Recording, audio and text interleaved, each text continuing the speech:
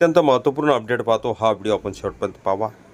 सरकारी कार्यालयात ह्या आरक्षण अंमलबजावणीसाठी नवा शासन निर्णय जाणून घ्या। परिशिष्ट 3 नोव्हेंबर 2025 शासन निर्णय सुद्धा निर्गमित झालेला आहे। नमस्कार मित्रांनो, चॅनलमध्ये आपले सर्व स्वागत आहे। हा व्हिडिओ उपयोगी वाटला तर लाईक करा, शेअर करा आणि अखिल तांबूसर क्लासेस चॅनलला सबस्क्राईब करा। GR आणि परिपत्रक यांचे थोडक्यात स्पष्टीकरण देणारे एकमेव चॅनल पाहूया सविस्तर। महाराष्ट्र शासनाने दिव्यांग हक्क अधिनियम 2016 च्या प्रभावी अंमलबजावणीसाठी एक महत्त्वपूर्ण शासन निर्णय GR 29 ऑक्टोबर 2025 रोजी जारी केला आहे। या निर्णयामुळे ज्या राज्य शासनाच्या हे सर्व कार्यालय, आस्थापना आणि स्वायत्त संस्थांमधील दिव्यांग अधिकारी व कर्मचाऱ्यांच्या माहितीचे व्यवस्थित संकलन आणि प्रकाशन करणे बंधनकारक झाले आहे। हा निर्णय शासकीय सेवेत डिसेबिलिटी रिझर्वेशन सुनिश्चित करण्याच्या दिशेने एक मोठे पाऊल आहे। दिव्यांग व्यक्ती नोकरीत किती टक्के आरक्षण आहे? दिव्यांग व्यक्ती हक्क अधिनियम 2016 चा कलम 34 नुसार लाक्षणिक दिव्यांगत्व बेंचमार्क डिसेबिलिटी असलेल्या व्यक्तींना शासन सेवेत 4% आरक्षण निश्चित करण्यात आले आहे। गट अ, ब आणि क साठी प्रत्येक 1%, गट ड, ई साठी 1% याप्रमाणे हे आरक्षण लागू आहे। या व्यतिरिक्त सामान्य प्रशासन विभागाने 20 एप्रिल 2023 रोजीची शासन निर्णयानुसार गट ड ते गट अ मधील निम्न स्तरापर्यंतच्या पदावर पदोन्नतीमध्येही 4% आरक्षण निश्चित केले आहे। विशेष म्हणजे 29 जुलै 2024च्या शासन निर्णयाने हा पदोन्नतीमधील आरक्षण 30 जून 2016 पासून पूर्वलक्षी प्रभावाने लागू करण्यात आले आहे। या सर्व तरतुदीची योग्य अंमलबजावणी करण्यासाठी कर्मचाऱ्यांच्या माहितीचे व्यवस्थापन करणे आवश्यक आहे। केंद्र शासनाच्या अधिनियम 2016 अंतर्गत नियम 2017 मधील नियम 14 अन्वये प्रत्येक शासकीय आस्थापनेने दिव्यांग कर्मचाऱ्यांची माहिती फॉर्म 3 मध्ये ठेवणे अनिवार्य केले आहे।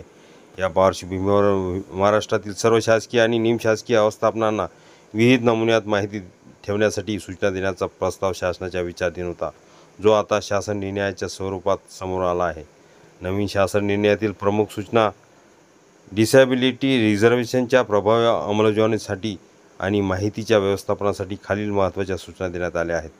माहितीचे संकलन व प्रकाशन सर्व मंत्रालयीन विभाग यांचे प्रशासकीय नियंत्रणाखालील आस्थापना विभाग प्रमुख, कार्यालय प्रमुख आणि स्वायत्त संस्था यांना परिशिष्ट सेक्शन ए नुसार दिव्यांग कर्मचाऱ्यांची माहिती तयार करणे अनिवार्य आहे। वार्षिक प्रकाशन ही संकलित माहिती दरवर्षी 1 जानेवारी रोजी संबंधित विभागाच्या संकेतस्थळावर प्रकाशित करणे बंधनकारक आहे। आढावा आणि अनुशेष सर्व प्रशासकीय विभाग आणि विभाग प्रमुखांनी दिव्यांगासाठी असलेल्या रिक्त पदाचा 6माही आढावा घेऊन आढाव्यानंतर अनुशेष भरण्यासाठी आवश्यक ती कार्यवाही करावी। माहितीची उपलब्धता सर्व मंत्रालयीन विभाग प्रमुखांना परिशिष्ट अ नुसार माहिती दरवर्षी 1 जानेवारी रोजी आयुक्त दिव्यांग कल्याण पुणे यांना उपलब्ध करून द्यावी आणि त्याची एक प्रत दिव्यांग कल्याण विभागास देखील सादर करावी। वार्षिक अहवालात समावेश आयुक्त दिव्यांग कल्याण पुणे हे अधिनियम 2016 च्या कलम 83 अन्वये तयार करण्यात येणाऱ्या वार्षिक अहवालात सर्व विभागांच्या परिशिष्टामधील माहितीचा समावेश करतील। दंडात्मक कारवाईची तरतूद या शासन नियमाचे उल्लंघन झाल्यास किंवा परिशिष्टानुसार माहिती सादर न केल्यास दिव्यांग व्यक्ती हक्क अधिनियम 2016 मधील कलम 89 अन्वये दंडात्मक कारवाई करण्यात येईल। यामुळे सर्व शासकीय आस्थापनांना ह्या नियमाची कठोर अंमलबजावणी करणे आवश्यक आहे। हा शासन निर्णय डिसेबिलिटी रिझर्वेशनच्या पारदर्शक आणि अचूक अंमलबजावणीसाठी एक महत्त्वाचा टप्पा आहे। परिशिष्ट अ मध्ये म्हणून एकूण कर्मचाऱ्यांची संख्या, दिव्यांग कर्मचाऱ्यांची संवर्गनीय संख्या, रिक्त पदे, भरलेल्या पदाची माहिती आणि मनुष्यबळ कमतरतेची कारणे नमूद करणे आवश्यक आहे। यामुळे आरक्षणाची नेमकी स्थिती आणि अंमलबजावणीतील त्रुटी सहजपणे ओळखता येतील। या निर्णयामुळे शासकीय सेवेत दिव्यांगाच्या हक्काचे संरक्षण अधिक मजबूत होईल यात शंका नाही।